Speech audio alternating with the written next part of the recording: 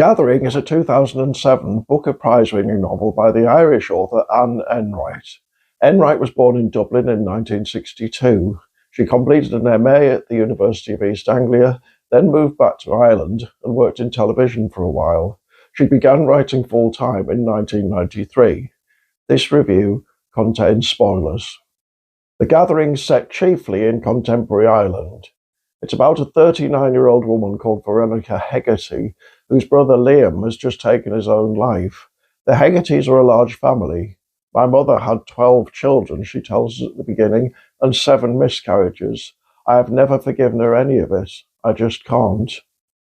Veronica, it quickly turns out, is having a midlife crisis stroke breakdown, which may or may not have been brought on by what happened to her brother. Her husband, Tom, is emotionally manipulative, and she feels she's losing contact with her 2 daughters, whom she idolizes. And then there's the growing feeling that she knows why Liam did what he did. As a child, he was sexually abused by a family friend, something she may have accidentally witnessed, but has since repressed. Until now. The motor of the novel is partly Veronica's attempts to deal with her growing certainty. In chapter 1, she calls it that thing that may not have taken place. 200 pages later, in chapter 31, she says, I know that my brother was sexually abused. But even here, she adds, or was probably sexually abused. What makes this such a powerful novel is that we only ever see things through Veronica's eyes, and she happens to be a very intense person.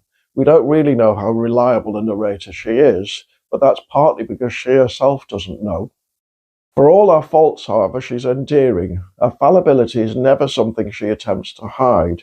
She ranges back and forth across her life, trying to put herself into the shoes of significant others for the sake of uncovering a truth or two, but realizing as soon as she's done it that she might have got everything wrong.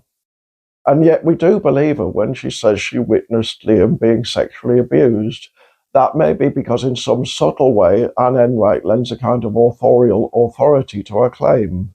Or maybe, given what we know about her, how could she make something like that up? For the reader, her epiphany is quickly accompanied by despair.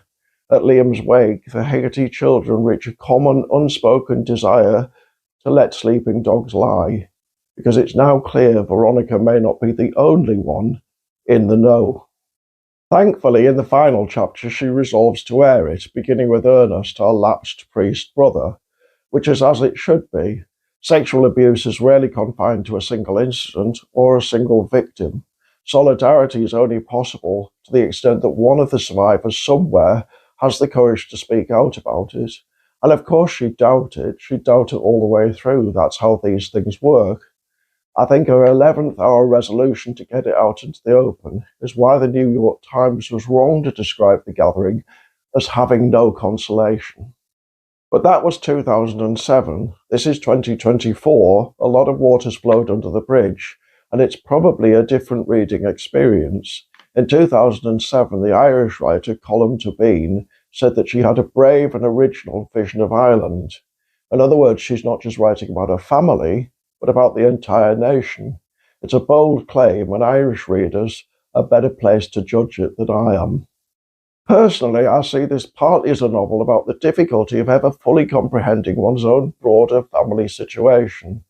Funerals, which may seem to offer an opportunity to settle accounts, never do so, partly because they're usually family gatherings, and one can't help but notice that all the pieces of the jigsaw have now assumed slightly different shapes.